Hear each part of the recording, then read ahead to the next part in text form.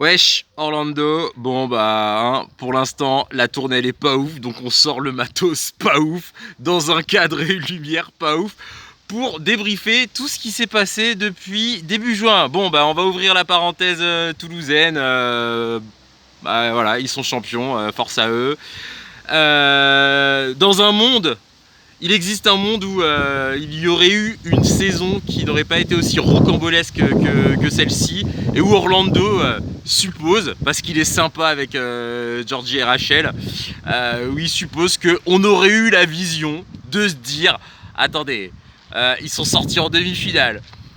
Il y a un gros contingent de blessés. Ils vont devoir préparer des phases finales pour lesquelles ils sont qualifiés depuis fort longtemps en effectif réduit. Ça sent le Toulouse vénère, ça sent la Furia toulousaine, et ils sont les grands favoris pour le bout de bois. Bon bah voilà, ça, si la saison s'était passée autrement, si on n'avait pas pété un câble en milieu de saison, on aurait peut-être pu s'en rendre compte. Orlando en est sûr, parce que Orlando, t'es un gars sympa. Mais voilà, on l'a pas vu, donc nos visions à la poubelle, et voilà, on évacue ça. Il y a peut-être un peu de seum, mais bon, c'est pas grave, hein, c'est pas toujours les gentils qui gagnent à la fin, hein, on n'est pas, la vie c'est pas un film. Voilà. Mais nous, ce qui nous intéresse, c'est les Britanniques et les Irlandais. Bah, côté championnat d'Angleterre, petite fin de saison sympa, hein, vraiment. La phase finale était vraiment cool. Bath fini champion après avoir survolé la saison régulière. Deux belles performances pour finir. Victoire sur Bristol, puis sur les Leicester Tigers en finale, avec une performance très solide de leur pack, une performance très solide et très intéressante de Finn Russell, avec un très beau geste, puisque après avoir intercepté une passe d'André Pollard, il aurait pu, au bout de son interception, au bout de sa course, aller aplatir tout seul, mais il y a un gars qui a suivi, Max Ojomo, 3/4 centre, voilà, un joueur très attaché au club de Bath, et donc il lui lance une passe pour qu'il puisse croquer un bout de gloire à Twickenham. Donc voilà, ça c'était un très beau moment. Les Écossais, toujours égaux à eux-mêmes, hein, leurs deux franchises ont réussi à se qualifier en phase finale de l'URC. Ça s'est fini sur un début de deuxième mi-temps brutalissime des Bulls pour Édimbourg Rugby. Et pour Glasgow, après être passé en quart à domicile contre les Stormers, exactement comme l'an dernier, ils se sont pointés chez le Leinster, et le Leinster a plié l'affaire en une mi-temps. Je crois qu'il y avait 25-5 à la mi-temps, et ça finit à 35-19 ou 37-19. Enfin voilà, la deuxième mi-temps, Glasgow a essayé de revenir, mais globalement, l'affaire était pliée. Les Écossais, il faut savoir que je suis pas sûr qu'on en ait parlé. C'est vrai on a vu pas mal de choses tourner ces derniers temps, mais je suis pas sûr de vous en avoir parlé. Townsend a été confirmé, sachant que Townsend a été lourdement critiqué suite aux derniers 6 nations, avec 2 victoires, dont une contre les Gallois qui était bien, mais où il y a quand même une espèce de remontada galloise, alors que bon, on les avait pas vus pendant 50 minutes. Voilà, puis donc beaucoup de critiques, mais Townsend, en fait, avec le vivier de joueurs qu'il a, avec les moyens qu'il a, la fédération écossaise donne l'impression de jamais vivre au-dessus de ses moyens ou de péter plus haut de son cul, contrairement à d'autres, hein, voire même toutes les autres dans l'hémisphère nord. Donc voilà, pas mal de sympathie pour eux. C'est des résultats honorables, hein, bien sûr. C'est pas la grande teuf comme l'an dernier où les Warriors étaient allés chercher un titre du RC, mais voilà, ils se maintiennent, et puis ils ont un bon contingent de joueurs chez les Lions, donc c'est cool. Les Gallois, oh, comment vous dire, on va essayer de la faire courte en moins d'une minute. En gros, la fédération avec les clubs, avec les 4 franchises, a dit bon, on a un accord de financement pour les 2 prochaines saisons, signez pas, voilà. Il y a 2 équipes qui ont signé, 2 autres qui n'ont pas signé. Depuis, il y a des rumeurs qui sortent toutes les semaines. Voilà, il y a des rumeurs qui sortent toutes les semaines. Malgré tout, les Scarlets On fait passer un mini frisson contre le Leinster en quart de finale du RC après avoir réussi à se qualifier en phase finale. Voilà, donc ça avait ravivé un peu d'espoir. Puis après, comme il y avait Thomas Williams et Jack Morgan dans la liste des Lions, on s'est dit est-ce qu'ils vont porter le drapeau, machin.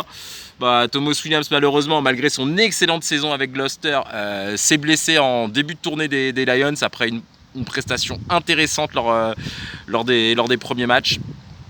Donc il a été remplacé par Ben White, donc il reste plus qu'un Gallois, et malheureusement Jack Morgan n'a pas été sur la liste des 23 qui ont disputé le premier match à Brisbane. Donc ouais, par-dessus ça, premier test au Japon, il mène au score, et puis bah les Japonais s'énervent et ils s'inclinent 24-19. Donc voilà, autant te dire que c'était un peu la soupe à la grimace. Puis heureusement, la semaine suivante, voilà, le Gallois en a eu marre, le Gallois était vexé, le Gallois a su prendre la mesure des conditions dantesques, voilà, de chaleur et d'humidité dans un stade au toit fermé. Donc voilà, pour une fois que ce sont les Gallois qui se font attraper au jeu du toit fermé, voilà, ça aussi c'était... Voilà, il y a eu plein de mini polémiques qui ont été lancées, de mini saucisses, mais voilà, c'était pas des saucisses de haut standing. Et voilà, les Gallois ont mis un terme à leur série de défaites. Voilà, ils avaient perdu 18 tests d'affilée. La dernière fois qu'ils avaient gagné, c'était leur dernier match de poule à la Beaujoire. Voilà, la dernière fois qu'ils avaient gagné, c'est que la dernière fois qu'ils sont venus chez nous à Nantes. Contre la Géorgie en octobre 2023. Oui, c'était le dernier week-end de la phase de poule de la Coupe du Monde 2023. C'était en octobre. C'était le 7 ou 8 octobre 2023. Donc bah, depuis ils avaient plus gagné. Enfin, ils avaient gagné un match amical qui comptait pas comme un test contre une franchise australienne, les Queensland Reds, je crois. Et donc bah voilà, ils ont mis un terme à leur disette. C'est Scott Tendy, donc qui est coach gallois, nouveau manager du 15 de Galles là pour les saisons à venir. Il a été très longtemps entraîneur de la défense pour le 15 d'Écosse. Hein. À un moment, rappelez-vous, 2020-2021, tout le monde s'était mis à louer la qualité défensive du 15 d'Écosse. Et bah Scott Tendy était à la manœuvre, donc bah on lui souhaite de réussir à faire de même, à redonner du lustre aux Gallois. Et on n'oublie pas que y a toujours Georgie et Rachel qui ont toujours, même au fond du bus, qui ont toujours dit hop, il y a deux équipes qu'on n'enterre jamais, le 15 de France, le 15 de Galles. Donc voilà, force à vous mes petits poireaux. Et bah on va pouvoir aller sur voilà, peut-être la seule vraie saucisse digne d'intérêt, en tout cas celle qui filait bien la gerbe. Les Irlandais. Surtout le Leinster. Donc le Leinster, on les avait laissés, ils avaient perdu à la maison contre Sens en demi-finale de H-Cup, et donc bon bah ils ont pris des critiques, et puis voilà, leur quart de finale poussif contre les Scarlets. Derrière ils oblitèrent pour la 3e ou 4e fois de la saison Glasgow, et ils arrivent en finale contre les Bulls. Et ils gagnent contre les Bulls. Et je sais pas dans quel élan, il y a des mecs qui se pointent et qui arrivent et qui disent aujourd'hui on a fermé des bouches. Alors on va remettre un peu de contexte, parce que bon, est-ce que le Leinster a parcouru 10 000 bornes pour jouer cette demi-finale?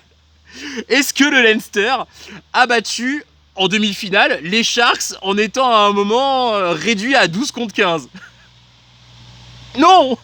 Est-ce que les Bulls jouaient à domicile devant 80 000 personnes? Non. Donc en gros, toutes les conditions, tous les paramètres favorables étaient au vert pour le Leinster. Donc bah, ils ont déroulé, ils ont éclaté les Bulls 32-7. Il y avait tellement pas d'espoir pour les Bulls que, si tu veux, Jake White, alors Jake White, c'est un putain de forceur. Jake White, c'est pas un gars qui s'avoue vaincu, tu vois. C'est voilà. Jake White, en fait, Je sais pas pourquoi, il s'est pointé en conférence de presse. Il a fait de la numérologie, tu vois, lui il a pas sorti son grabuge pour faire de l'astrologie avant le match, tu vois, parce qu'il se respecte encore un peu. Il a fait de la numérologie, il a dit ouais, la finale elle va jouer le 14 juin, il y a eu 14 mecs un jour, on a retiré le numéro 14 de notre club, c'est ce que j'ai dit au mec, je le sens, le numéro 14, oh frère, oh frère, putain. Pas toi, Jake. Enfin voilà, si tu veux, le vent était tellement favorable au Leinster que voilà, et donc en fait le Leinster a montré qu'il était le plus gros, il a montré que le plus gros poisson de l'océan, d'accord? Parce que si on compare l'URC à une piscine ou à un océan, le Leinster c'est le plus gros poisson, que ce soit par les moyens sportifs, les moyens structurels, les moyens financiers. Voilà, c'est le plus gros poisson, il est à domicile. Il a joué toute sa phase finale à domicile. En face, il y a des gars qui se sont pelés le cul face à des Sharks très énervés dans une demi-finale où ils se sont pelés le cul, où ils se sont retrouvés à prendre 3 cartons jaunes, à vraiment, voilà, à serrer les dents, à prendre la grêle sur la ligne, à réussir à sortir vainqueur de ce combat titanesque. Pour derrière faire 10 000 bornes, se retrouver dans un stade de 90 000 personnes acquis à la cause du Leinster. Et bon, perdre avec un coach qui fait de la numérologie. Sérieux, son levier de motivation c'était de la numérologie, bordel. Ça joue un 14, je te dis, il a récité une poésie sur le 14. C'était, on aurait dit, tu sais, dans la vidéo de Squeezie Imposteur, tu vois, s'il avait été le clown qui faisait qui faisait son sketch, là, sa petite poésie, mais sauf qu'au lieu de faire avec le 4 du clown là dans la vidéo de Squeezie, il a fait avec le numéro 14. Je te dis, avec Rachel, quand on a vu ça, on a rigolé, on a fait putain, ils sont morts, tout le monde le sait. Et malgré tout, le Leinster te fait passer ça comme un wow, on a fermé des gueules aujourd'hui, fermez vos gueules. Oh là là, quel grand producteur de saucisses. Ah, franchement, merci le Leinster pour cette. Pour cette saucisse. Après, voilà, un titre, c'est un titre. Il n'y a pas de petite victoire, il n'y a pas de petit triomphe. Mais bon, quand même. Quand même. On a fermé des pouches. C'est comme si tout le monde avait dit que le Leinster allait se faire taper. Dans ces conditions-là. Ouais, en plus, ça faisait longtemps que j'en avais pas parlé de ça, tu vois. Ah non, mais ils m'ont terminé. Derrière, voilà, donc là c'est le 14 juin, le week-end suivant. Ah merde, voilà, et là, voilà, karma. Le soleil se réveille. Donc derrière, les Lions, pendant que les phases finales en Angleterre et en URC se jouaient, ont fait un petit stage. Ils ont convoqué 2-3 joueurs supplémentaires pour faire le nombre, puisqu'il manquait beaucoup du contingent irlandais. Hein. Je crois que c'était une douzaine de joueurs du Leinster qui étaient convoqués. Finn Russell n'était pas là. Voilà, il y avait quand même beaucoup de joueurs plusieurs joueurs qui manquaient à l'appel. Et donc, voilà, ils ont fait un petit galop d'essai contre l'Argentine. Un match très, très agréable qui s'est soldé par une très belle victoire des Pumas qui ont été... voilà, qui ont... sur une cohésion supérieure, sur une grande générosité, sur de très beaux gestes, ont réussi à prendre le dessus sur les Lions. Et voilà, on s'est dit bon bah les Lions, le chantier est huge. Et donc les Lions sont partis voilà, à l'issue de ce match, tous les joueurs qui devaient les rejoindre pour après avoir disputé leur phase finale et s'être reposés, les ont rejoints. Ils ont décollé en Australie. Les 2 premiers matchs en Australie, ça a déroulé. Donc il faut savoir que la Western Force et les Queensland Reds, c'était les 2 équipes les moins bien classées au Super Rugby, privés de leurs internationaux. Donc les les Lions ont pu dérouler contre eux et c'était de bon augure. On a vu un peu tout le monde, voilà, il y a eu, tout le monde a eu du temps de jeu, on a pu voir des choses sympas. Malheureusement, Hugo Keenan à l'arrière, voilà, Hugo Keenan malade, Kinghorn il se blesse pour le premier match auquel il participe, donc c'est un peu Elliott Daly pareil. Donc au poste d'arrière avec grosses incertitudes. Et donc ce qui a permis à Andy Farrell de rappeler Owen Farrell, donc qui a rejoint les Lions en cours de route, qui a fait pas mal de boosts, donc voilà des mini polémiques. Il n'y avait même pas de saucisses, mais voilà, ça a fait des saucisses. Il y a les Australiens qui nous ont dit oui, mais bon, quand même, il y a beaucoup de joueurs qui sont nés dans l'hémisphère sud dans cette équipe des Lions. Ouais, mais bon, là, c'est à cause du système de World Rugby et bah, c'est à cause du fait aussi que bon, bah, ces joueurs se sont construits une carrière en Écosse, en Irlande, en Angleterre ou au Pays de Galles et ont réussi à performer là-bas, à être heureux là-bas et donc à se voir offrir la chance de représenter ces sélections et de postuler à une tournée des Lions. Mais voilà, hein, dans cet écosystème, dans ce règlement, bah, ils sont tout à fait légitimes et leur performance avec leur sélection entre guillemets nationale, avec les nations qu'ils représentent si vous préférez, leur ont donné le droit d'être là. Donc voilà, ça c'était polémique en mousse. Ensuite, donc là, voilà, donc à l'arrière, petite incertitude, mais bon, du coup, voilà, malgré tout, c'est pas un arrière qui a été rappelé, c'est Owen Farrell, donc peut-être que Andy Farrell avait une idée derrière la tête, peut-être Marcus Smith backup à l'arrière, peut-être miser sur le fait d'un retour en grâce d'Hugo Keenan, ou peut-être une autre solution, mais bon, Hugo Keenan a pu tenir son rang lors du premier test, donc tout est bien qui finit bien. Qu'est-ce qu'on a eu ensuite? Ouais, les New South Wales Waratahs, donc la franchise de Sydney, qui là, elle a fait passer un frisson, voilà, qui a fait un peu trembler les Lions. Donc sur un match où ils se sont fait un peu peur, mais bon, ils ont été quand même devant tout du long. Ils ont fini par s'imposer, mais c'était pas grosse maîtrise, donc il y avait un petit frisson qui passait. Et donc le week-end suivant, et bah en fait ils remettent le coup contre les Brumbies. Donc là pour le coup les Brumbies, demi-finalistes de Super Rugby, la meilleure franchise australienne. Et pareil, les Brumbies ont, que ce soit dans le jeu au sol, dans le jeu aérien, ont su exploiter quelques petites failles pour s'incliner très honorablement, 36-24, sans leurs internationaux, hein, sans la plus grosse part de leurs internationaux. Derrière, on s'est dit bon, les Lions, ils ont un peu tremblé, machin. Ils étaient à une semaine avant le premier test confrontés à une équipe. Alors c'est le Invitational Australia en Nouvelle-Zélande Representatives 15, un truc comme ça. C'est voilà. Donc une sélection menée par l'Esquisse, formée de plein de joueurs australiens et néo-Z. Et donc voilà, des gars qui un peu sur un mode Barbarians, hein, donc là les gens c'est là, vu les deux dernières prestations, il y a quand même des joueurs de grosse qualité en face, mais qui n'ont jamais joué ensemble. Les Lions, ça faisait 3 semaines qu'ils étaient arrivés au truc. Moi, je n'ai jamais tremblé par rapport à ce match. Ce match-là, pour moi, ne pouvait pas... pouvait pas y avoir un upset venant de ce match-là. Et bon, bah, il n'y a pas eu d'upset, hein, 48-0. On s'est dit, ok, là, ça commence...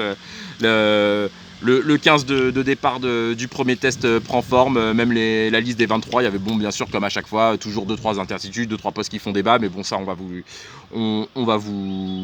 les passer, on en parlera lorsqu'on évoquera le premier test. Pendant ce temps-là, l'Australie recevait Fidji pour son seul match de préparation. Donc, il faut savoir que les internationaux ont été conservés dans le giron du 15 d'Australie. Hein. Ils ne sont pas retournés dans leur franchise pour disputer les matchs avec leur franchise contre les Lions. Donc, ils n'ont pas pu avoir un aperçu de ce que c'était. Peut-être que ça a manqué pour le premier test. Hein. Ça a été mis en lumière par Chris Ashton notamment, mais je pense par d'autres observateurs. Hein. Ils ont pas... peut-être que s'ils avaient joué avec leur franchise respectives, ils auraient pu voir un peu voilà, voir, comment dire, de façon concrète sur un terrain de rugby, d'accord, voilà, en short et en crampon, ce que c'est les Lions, tout un peu la hype qu'il y a autour, voilà, hein, parce que les Lions, ils sont très très suivis, hein, il y a énormément de supporters qui les suivent en Australie, hein, c'est un des intérêts de cette tournée d'ailleurs. Et donc, ils ont galéré contre le 15 des Fidji. Ils ont galéré, mais ils ont trouvé un chemin pour s'imposer 21-18 en toute fin de match. Donc, voilà, une équipe quand même qui a du caractère, qui a une force mentale, qui a de l'orgueil, qui est capable de rester en vie dans un match et de s'envoyer pour passer la ligne. Donc voilà, hein, voilà. Donc on attendait, voilà, des Lions qui sortaient qui étaient nettement favoris, hein, chez les bookmakers, contre des Wallabies, voilà, qui sont passés malgré tout de 8e à 6e mondial, un peu sur une escroquerie, puisque bon bah le 15 d'Argentine a perdu 2 matchs contre le 15 d'Angleterre à prime. Donc il est passé derrière les Wallabies au classement. Et puis la semaine suivant l'Australie-Fidji, en fait, le 15 des Fidji a tapé les Écossais, qui étaient aussi devant les Wallabies au classement. Donc les Wallabies, mécaniquement, ont gagné 2 places au classement World Rugby. Voilà, donc on s'attendait quand même à ce que, même s'ils étaient privés de Rob Valetini, ils étaient privés de Will Skelton, donc des gars qui peuvent amener beaucoup de puissance au cœur du jeu. Voilà. Et pendant 50 minutes, à part un renvoi sur lequel ça s'est un peu chié côté Lions, il n'y a eu qu'une équipe sur le terrain. Et en gros, voilà, le pack des Lions a tabassé son homologue Wallaby.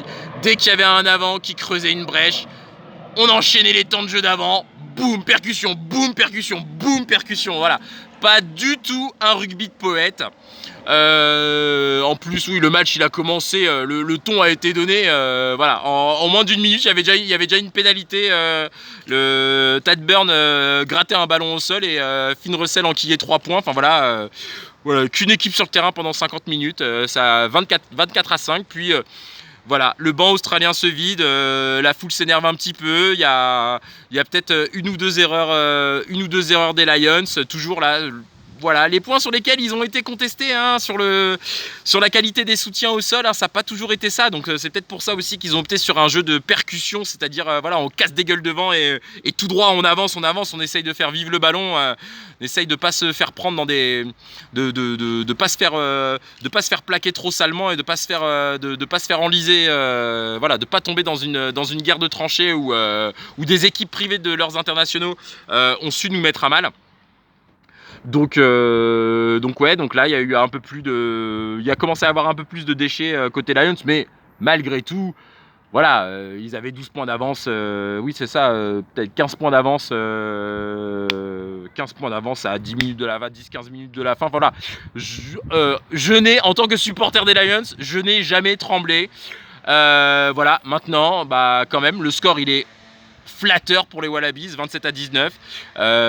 Il y a eu une lueur d'espoir sur les 30 dernières minutes. Il y a Will Skelton, Rob Valetini qui reviennent a priori la semaine prochaine. C'est pas sûr, hein, les équipes n'ont pas encore été annoncées. Donc il y a ce côté-là. Ce côté, ok, on est les Wallabies, on a pris une gifle, mais on a de l'orgueil, on s'est fait gifler. On est desperate to win. Et donc voilà, ça va se passer dans un stade de 100 000 places à Melbourne. Donc voilà. Là, il y a tout le narratif qui se met en place. Même les Lions l'ont dit à la fin du match. La semaine prochaine, les Wallabies ils seront encore plus vénères. Voilà, ils seront très en colère. Faut qu'on se méfie, faut qu'on s'améliore. Puis il y a eu beaucoup de gens dans les médias britanniques qui ont lancé de la sauce sur les Wallabies. S'il y a une équipe qui sort d'une défaite, qui n'a pas été au top du tout pendant 50 minutes, qui s'est bien fait n'arracher la gueule pendant 50 minutes, tu vas pas commencer à dire ouais bon peut-être que les Lions faudrait penser à aller faire des tournées ailleurs qu'en Australie à l'avenir. On parle de l'Australie c'est double champion du monde. L'Australie ça a fait des grands trucs en rugby quoi. Voilà. Voilà, si on commence à dire oui bon, à part leur orgueil et leur envie de gagner, qu'est-ce qu'ils ont, voilà, donc les Wallabies sont au pied du mur et il ne tient qu'à eux que cette tournée. Voilà. prenne un peu son envol, qu'on passe d'un mois vraiment pas ouf à quelque chose d'un peu plus épique, d'un peu plus haletant. Voilà, là c'est pour les spectateurs neutres, hein, c'est ce que je souhaite. Hein. Après, voilà, hein, quand on est plus ou moins supporter, même si je vous avoue, les saucisses du Leinster, elles ont bien calmé ma hype pour cette tournée là. On a fermé des bouches. Voilà. Donc après, niveau performance individuelle, oui, j'avais dit qu'on en reparlait. La troisième ligne, on était... voilà.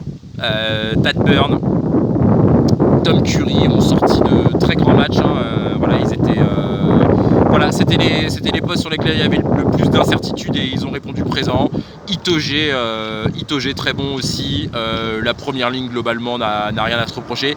La paire de centres, Tupilutu, Jones, voilà, c'était parfait.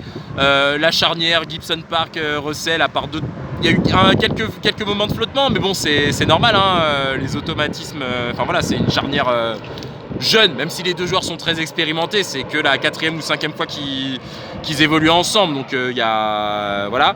Il y a eu 2-3 petits trucs, mais globalement ils ont très bien animé le jeu et ils ont permis à la supériorité qu'on a constatée devant de se concrétiser. Notamment, il y a une très belle passe de Jones. Pardon.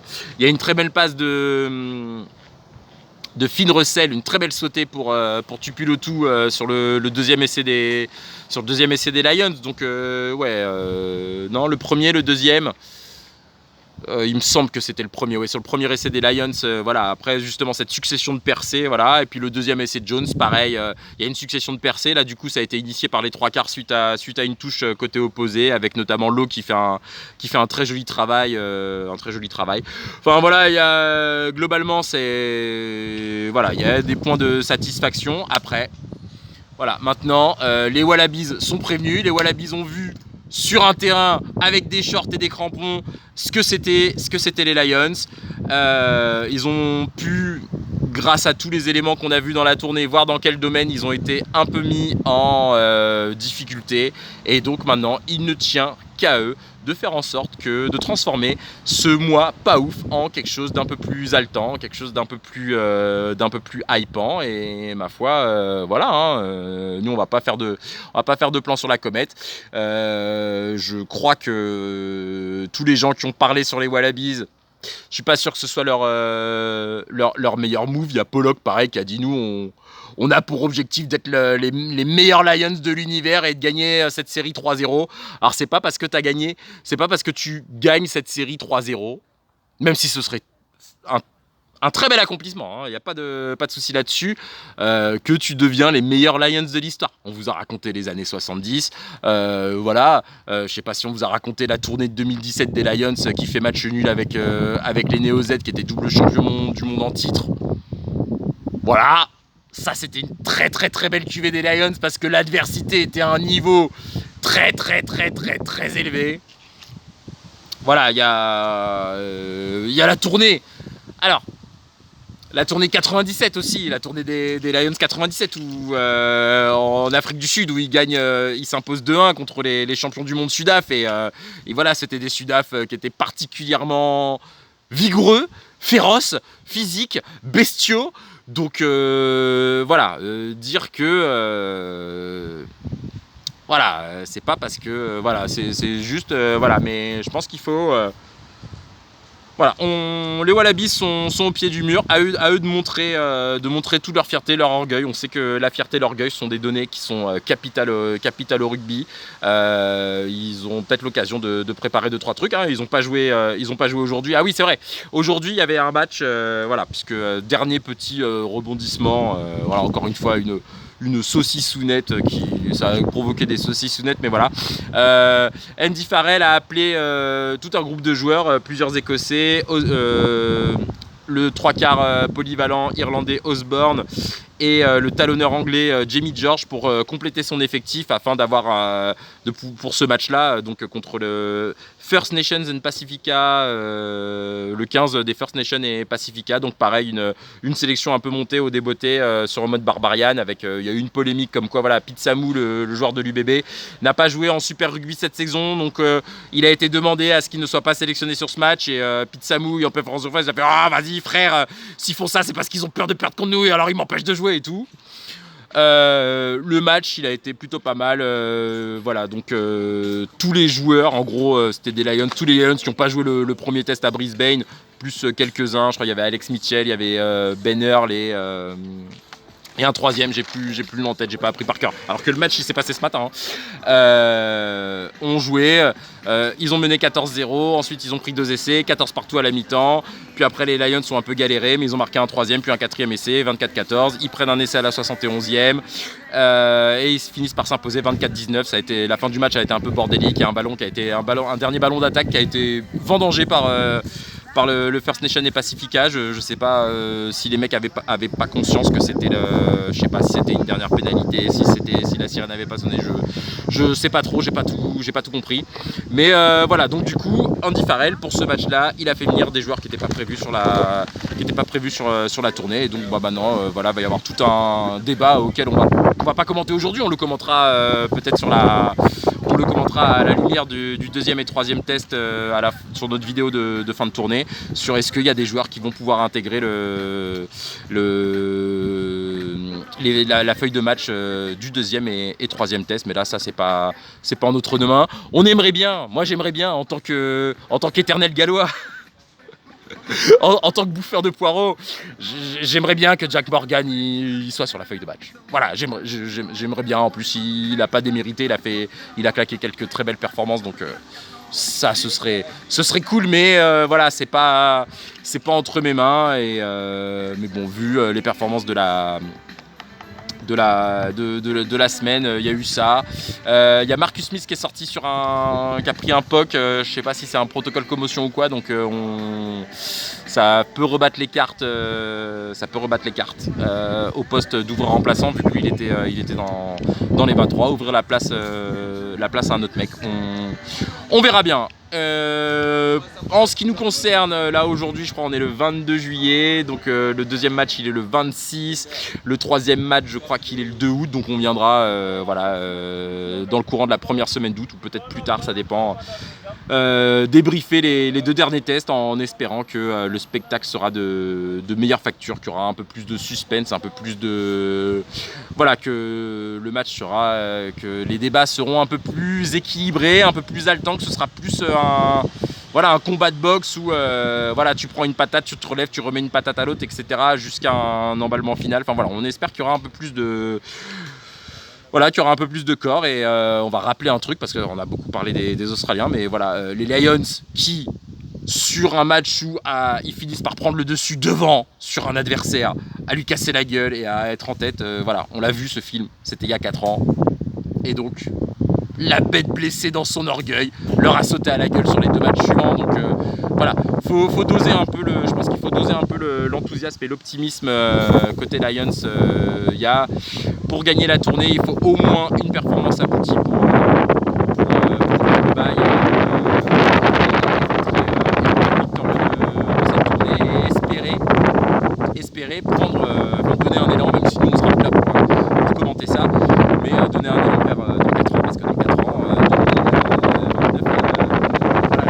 les Lions, leur tournée les mènera en Nouvelle-Zélande, donc voilà, qu'il y a aussi l'occasion aussi pour Andy Farrell et son staff de poser un truc et de pourquoi pas revenir dans 4 ans fort de ce vécu, de cette expérience, des joueurs qui auront pris des points d'XP et du vécu de cette tournée qui est quand même très, très particulière, parce que c'est un truc qui est historique. Tu es face à des adversaires pour qui ça arrive qu'une fois tous les 12 ans, donc pour eux c'est le match d'une vie, donc voilà, sur ce truc là, pour espérer je sais pas, créer, alors on va peut-être pas dire une dynastie Farrell, mais tu vois, un cycle Farrell à la tête des Lions, avec des trucs très sympas pour le turfu, et les Australiens aussi jouent un peu pour le turfu, parce que dans 2 ans ils accueillent une Coupe du Monde, donc ce serait bien pour eux je pense de de se remettre en avant. Voilà, tels sont les enjeux de ce truc-là. J'espère qu'on vous les a brossés de façon pas trop longue et pas trop